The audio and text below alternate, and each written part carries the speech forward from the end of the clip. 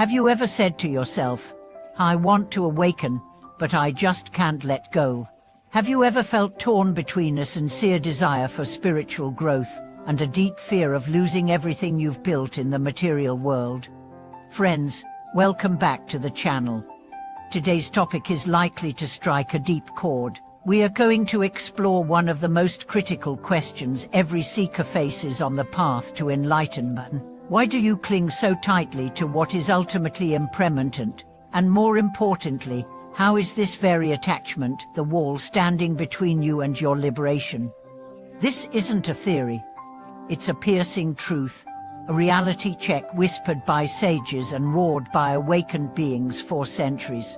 And today, we are going to strip back the layers, reveal the struggle, and hopefully, help you find the courage to step beyond the wall you've built yourself. Let's begin with a story. There was once a highly successful businessman, charismatic, intelligent, and deeply respected. He had it all: wealth, status, influence. But underneath it all, he carried a spiritual yearning. He read the sutras, he attended teachings, he even made large donations to monasteries. He thought he was walking the path. One night, she had a dream. In it, he stood at the edge of a magnificent mountain. On the other side was a radiant land of peace. He instinctively knew it was a symbol of enlightenment. He stepped forward to cross, but his feet wouldn't move. Looking down, he saw golden chains wrapped around his ankles, binding him to piles of cash, property deeds, luxury cars, and most poignantly, his reputation. He woke up in a cold sweat. That dream wasn't just a vision, it was a diagnosis. His attachments, which he had never truly questioned, were shackles, and no amount of spiritual activity could free him while he still idolized what imprisoned him. This story, though fictionalized, is based on countless real encounters I've witnessed. People who say they want to awaken, yet can't bring themselves to surrender the very illusions they seek freedom from. And here's the paradox. The path to enlightenment doesn't require you to give up life, it requires you to give up clinging. You can still be a parent, a CEO, a student. But the moment you believe these roles define you, the moment you place your worth in external markers, you begin building the wall. A wise monk once said, "You want to enter the temple, but you won't take off your muddy shoes." How can you expect to find purity? True renunciation isn't about living in a cave. It's about dismantling the inner architecture of grasping. Let me ask you, what is it you're holding on to right now? Is it your career, your romantic partner, your social image? The idea of who you must be to feel safe? Look deeper. Because that which you refuse to let go, that is what binds you. That is your spiritual ceiling. Let's go back in time to one of the Buddha's core teachings. He said, attachment is the root of suffering. This isn't just a poetic line. It's a map. And if you want to walk the path, you have to read it honestly. There's a famous analogy. Imagine you're hanging off a cliff, clutching a branch with both hands.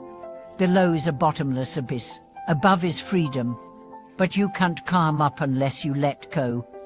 The mind screams, if I let go, I dive. But in truth, that branch is not saving you, it's preventing you from rising. This is the illusion of security. Let me take you to another story. A young woman in her early 30s, named Leela, came to a retreat I was teaching. She was a high-powered attorney, sharp, ambitious, respected. But inside, she was unraveling. Anxiety, insomnia, bouts of rage. She said she was drawn to the Dharma but couldn't understand why it wasn't helping. During a silent meditation, she broke down. Through tears, she confessed, I say I want peace, but I'm terrified to lose control. I cling to my job, my identity, because without them, I feel like nothing. I asked her a simple question. What if nothing is exactly what you need to feel? She didn't answer, but she kept meditating. By the final day, Her face was calm. Something had shifted. Later, she shared, "I still have my job and my life, but now I don't believe it's who I am. For the first time, I'm not afraid of letting go." This is the transformation. We think we are afraid of loss, but we are actually afraid of space. Space where our illusions no longer cushion us. Space where we have to meet the naked truth. And yet, that space is where awakening begins. The wall between you and enlightenment isn't built by others. It's built by your own fear, your own resistance to surrender. But here's the good news, it's also yours to dismantle. You don't need to throw away your possessions or run away from your life. You just need to shift your relationship to them. Ask yourself daily, am I using this, or is it using me? Am I present, or am I possessed? The more you ask, the more you'll see, and the more you see, the more the wall begins to crack. Now let's look at a deeper truth. There is nothing outside of you that can give you what your soul seeks. Not love, what money, what recognition. These are echoes, but the source, the light, is within. You have to stop mistaking the mirror for the moon. And that means making space. Let go of the story that says you are not enough. Let go of the need to always be right. Let go of your obsession with control. Let go of the fantasy that you will awaken without sacrifice. Enlightenment demands everything that is false. You were never asked to give up your joy. You were asked to give up your prison. You want to fly, but you won't release the chains. It's time. Let go. Trust what you cannot yet see. Leap. And you will discover that what you thought was the abyss, it was sky all along. Thank you for watching this video.